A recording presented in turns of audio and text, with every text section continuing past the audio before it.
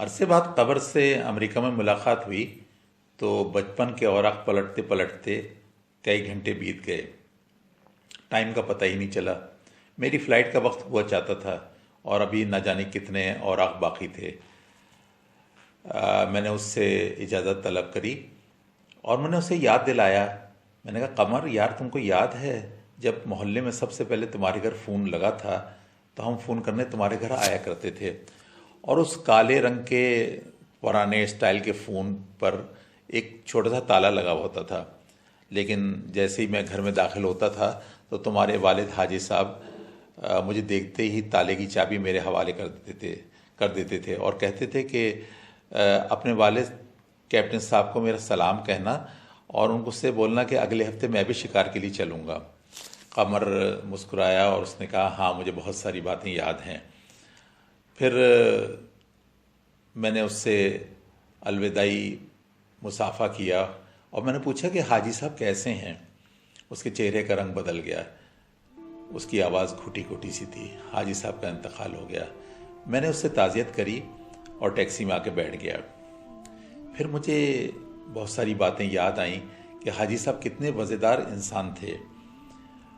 قمر کو بھیجنے کے لیے امریکہ پیسے کم پڑے تو وہ میرے والد صاحب کے پاس آئے اور اپنی ایک اسکوٹر دیتے ہوئے کہنے لگے حاجی صاحب اس کو کیپٹن صاحب اس کو گروی کے طور پہ رکھ لیں، اگلے مہینے میری بی سی نکلنے والی ہے، تو بی سی نکلے گی تو میں آپ کو پیسے واپس کر دوں گا۔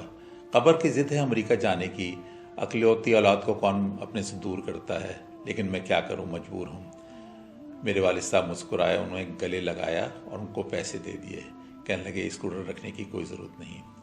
ٹیکسی ایک جھٹکے سے ایئرپورٹ پہ رکی تو میں خیالات کی دنیا سے واپس آ گیا۔ کراچی آ کے ہم دوست ایک اولڈ ہوم وزٹ کر رہے تھے۔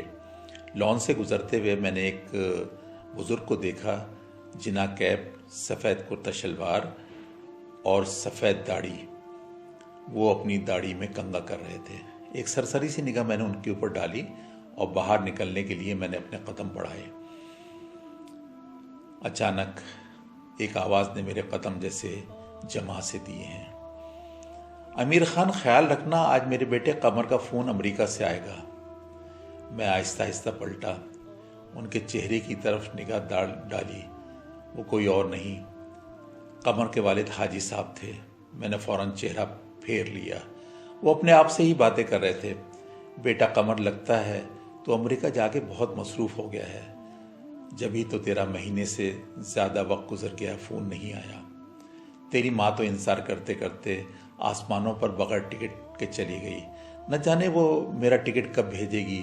شاید اس کے پاس پیسے ختم ہو گئے ہیں، کیونکہ جو پیسے اس کے پاس تھے وہ تو مکان بیچ کے اس نے تجھے دے دیے، کیونکہ تجھے پیسوں کی ضرورت تھی نا۔ اب میں انتظار کر رہا ہوں کہ تو کب امریکہ کا ٹکٹ مجھے بھیجے گا اور میں امریکہ آؤں گا، ورنہ بغیر ٹکٹ کے تو میں صرف اوپر ہی جا سکتا ہوں۔